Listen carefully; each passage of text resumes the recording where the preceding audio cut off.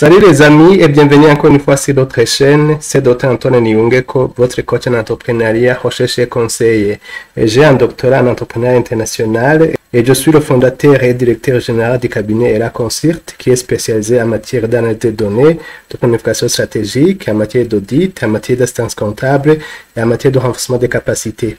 Dans cette vidéo, je vais vous expliquer une notion très importante qui vous permet de voir vos produits, vos articles, vos publications reconnus et recommandés, parce que c'est une notion qui est largement utilisée par les algorithmes de recommandation, de référencement, et c'est comprendre cette notion permettra à vos produits, à vos publications, à vos articles, à vos thèses d'être reconnus par ces algorithmes et recommandés aux utilisateurs ou aux lecteurs. Alors, cette notion, c'est un rapport avec, en anglais, c'est Term Frequency and Inverse Document Frequency, TF-IDF, et en français, c'est la fréquence de termes et la fréquence de documents inversés. Donc, voilà ce qu'on va voir aujourd'hui, et vraiment, la compréhension de ces notions vous permettra de voir vos produits, vos articles, vos sites recommandés par les algorithmes de Google qui fait la recommandation et le référencement des produits ou des documents. Alors, qu'est-ce qu'on va voir? On va voir d'abord le terme frequency ou la fréquence des termes. On va voir aussi la notion de densité de mots. On va voir inverse document frequency ou la fréquence de document inverse. Et on va voir alors le TF-IDF ou terme frequency et inverse document frequency. Alors, ces notions sont très importantes parce que ce sont ces bases, ces notions qui permettent justement, comme je viens de le dire, de recommander un produit, de regrouper un produit, de recommander un site ou bien de classer, faire la classification des documents en essayant de rassembler, que ce soit des documents similaires ou des documents ou des produits similaires ensemble. Je pense que vous avez déjà vu quand vous allez sur Internet, quand vous tapez un article ou un document ou un produit, vous avez vu que quand vous allez encore une fois sur Internet, vous avez vu que l'algorithme de recommandation ou de référencement vous propose des produits similaires en disant voilà, les autres utilisateurs ont vu tel produit, les autres utilisateurs ont vu telle vidéo, etc. C'est à partir de ces mots, de ces termes, de ces mots, que ces algorithmes vont essayer de voir les documents ou les articles ou les produits semblables et les proposer ou les recommander aux utilisateurs. Alors, qu'est-ce que la fréquence d'un terme? La fréquence d'un terme, normalement, désigne le nombre de fois qu'un terme apparaît ou qu'un mot apparaît dans un document comparativement à l'ensemble des mots du document. Ça veut dire, c'est le nombre d'occurrences d'un terme qui est, le nombre d'occurrences d'un terme ou le nombre de fréquences d'un terme, mais par rapport à l'ensemble des termes constituant un document. Voilà, par un exemple, vous allez bien comprendre, donc par un exemple bien précis. Supposons que vous avez produit un article ou une thèse ou un mémoire qui comprend 1000 mots. Alors, un terme, disons un terme clé ou un mot clé a été utilisé 10 fois. Finalement, si vous avez un article de 1000 mots et un certain terme qui a été utilisé pendant 10 fois, alors quelle est sa fréquence? La fréquence de ce terme devient alors 10 divisé par 1000. Ici, je vais exécuter, vous allez voir la fréquence, c'est justement pour permettre de comprendre ces notions. Plus si normalement un terme est, disons, très important, plus il sera utilisé dans votre document. Parce que c'est cela qui permettra de rassembler sur votre document ou de faire en sorte que votre document soit trouvé à partir de ce mot-clé qui a été utilisé dans votre document. Ça, c'est la première notion parce qu'on va voir qu'il y a d'autres notions où on va combiner TF-IDF. On va combiner les deux. Voilà. Donc, dans ce cas, ce terme aura une fréquence de 0,1 parce que je prends les 10 fois d'utilisation divisé par le total de mots qui est 1000.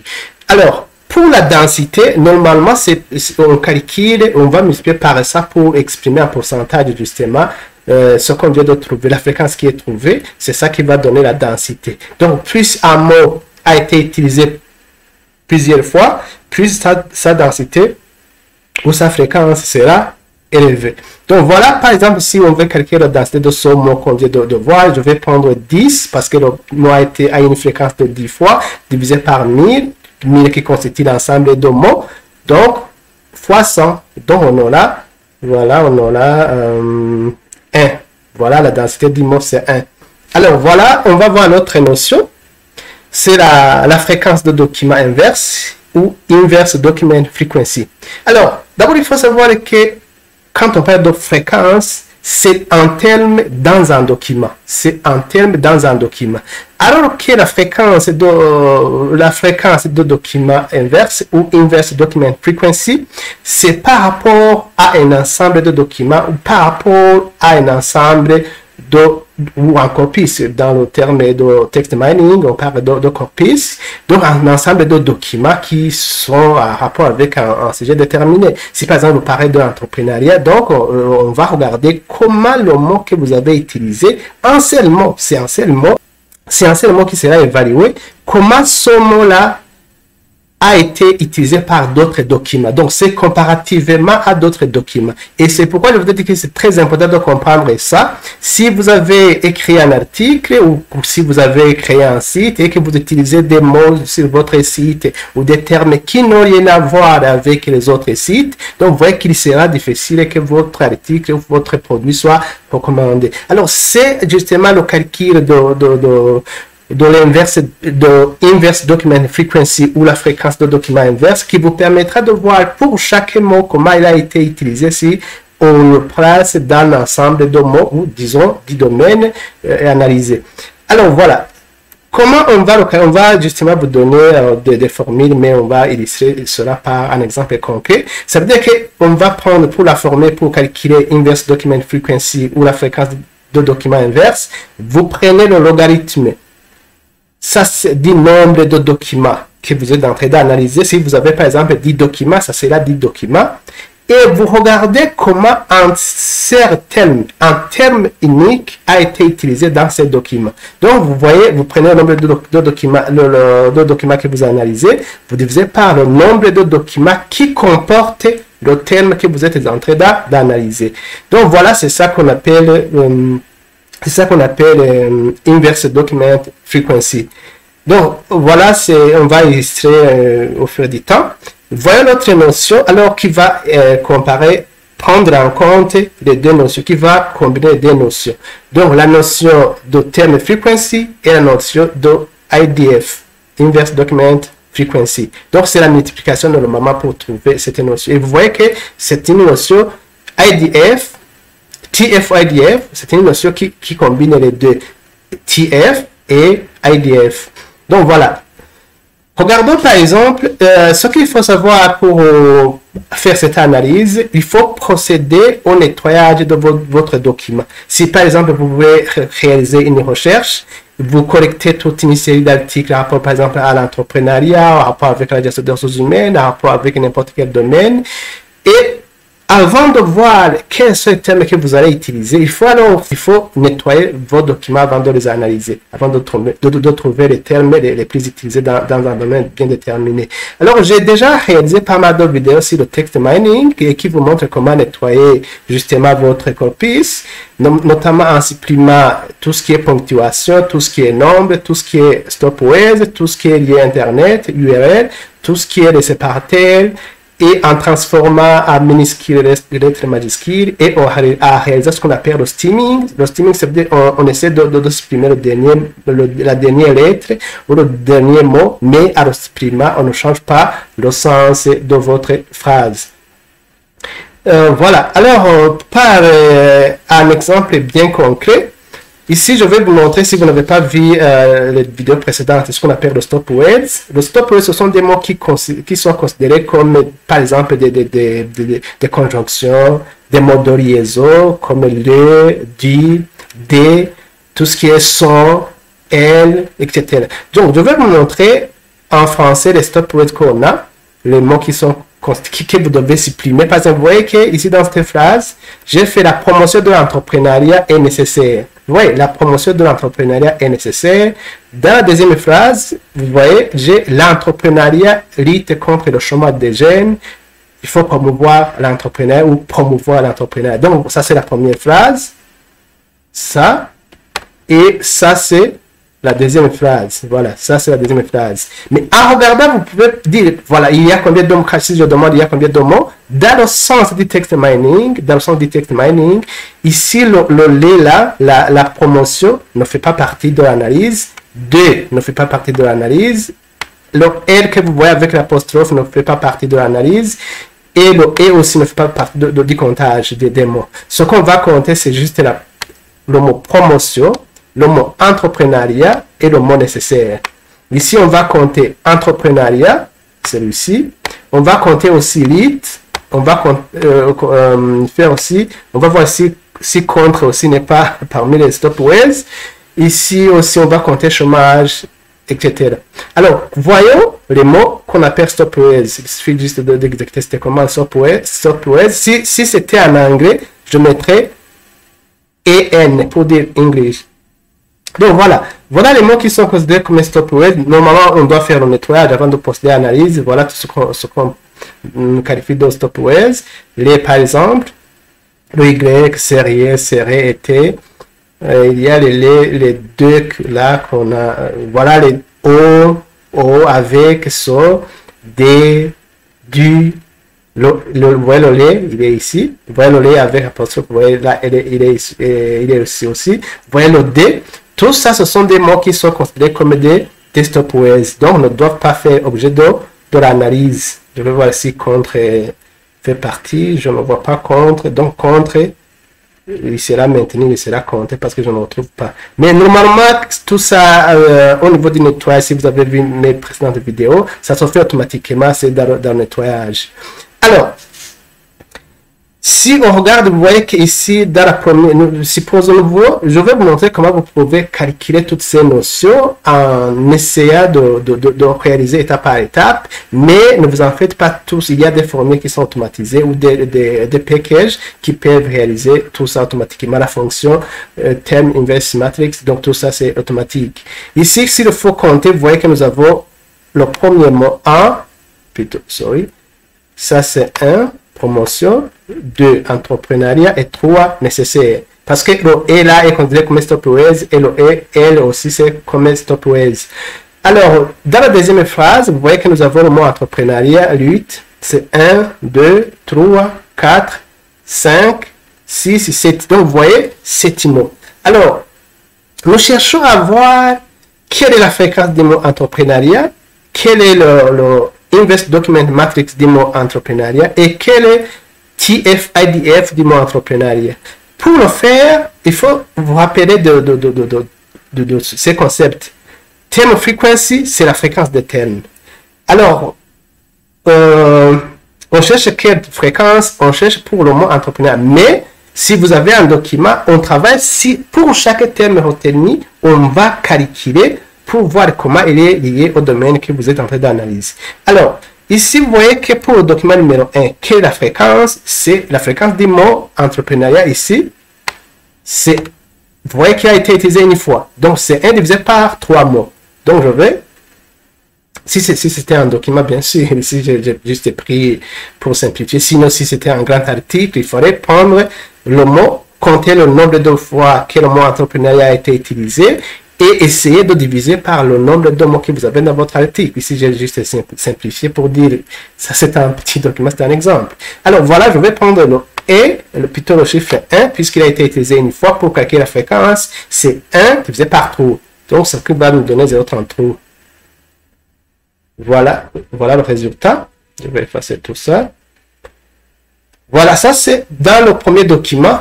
Allez dessous, c'est un exemple. Vous voyez que le mot a été utilisé une fois, donc je prends 1 divisé par 3 qui montre le nombre de termes dans le premier document.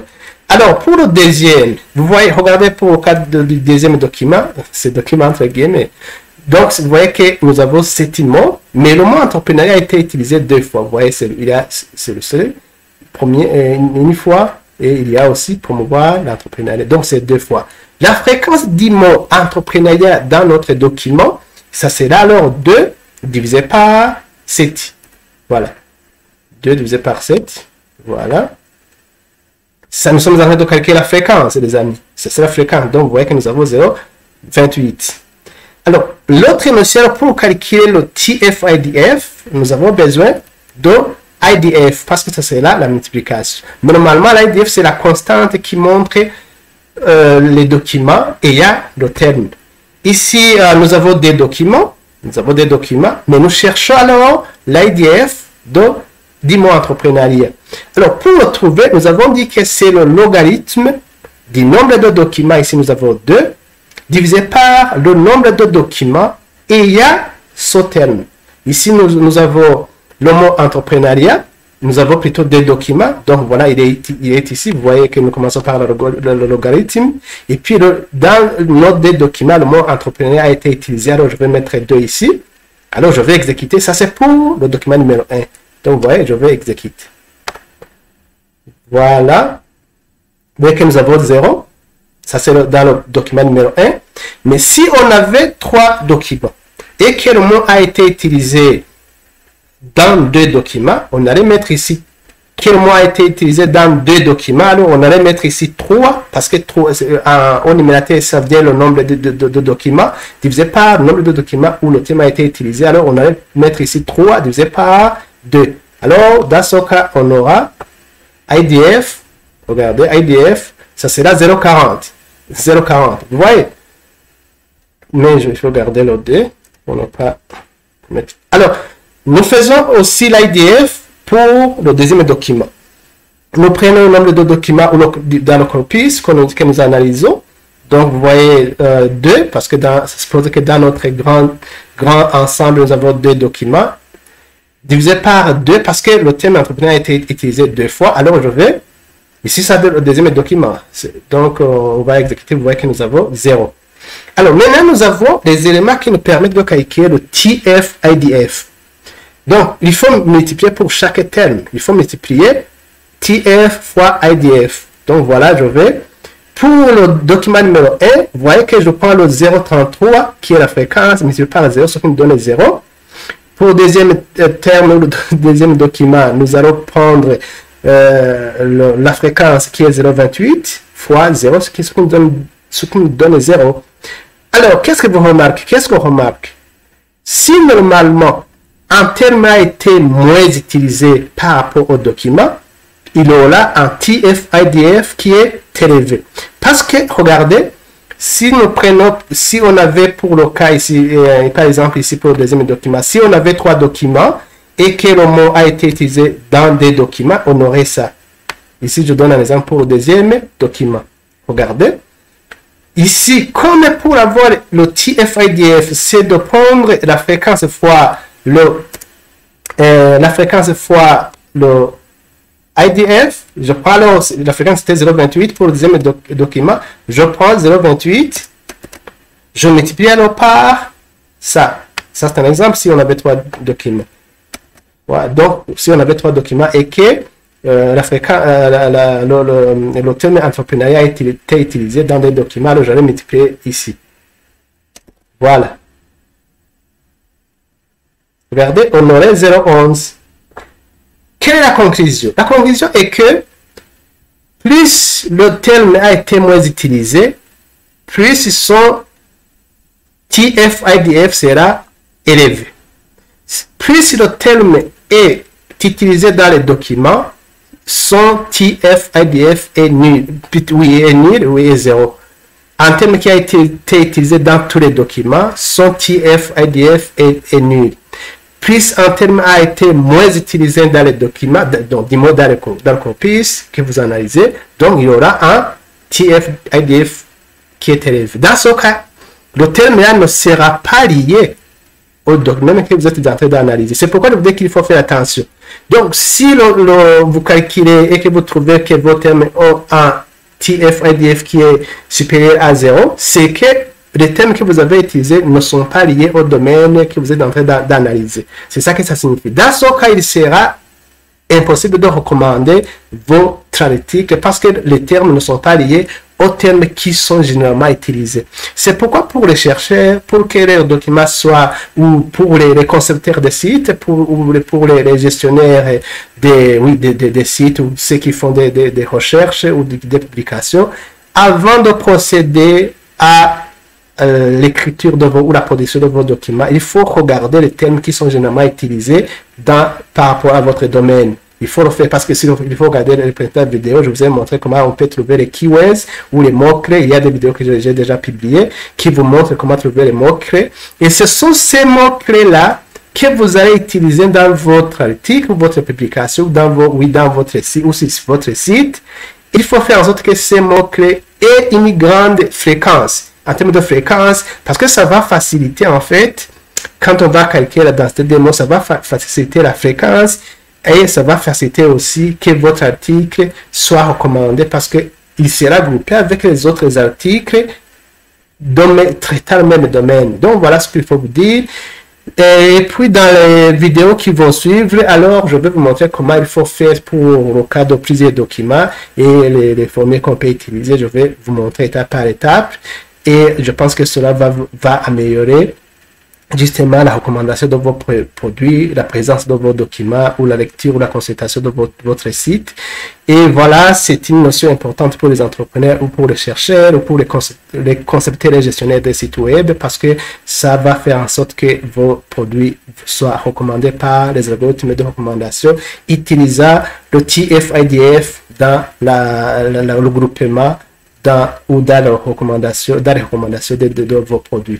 Alors, c'est la fin de cette présentation. Si vous avez aimé cette vidéo, n'hésitez pas de la liker, de la partager. À la prochaine vidéo qui va vous montrer finalement comment on peut traiter plusieurs documents ou comment on peut travailler sur plusieurs documents pour calculer ces fréquences, ces IDF, ces TF-IDF. À la prochaine vidéo. Bye.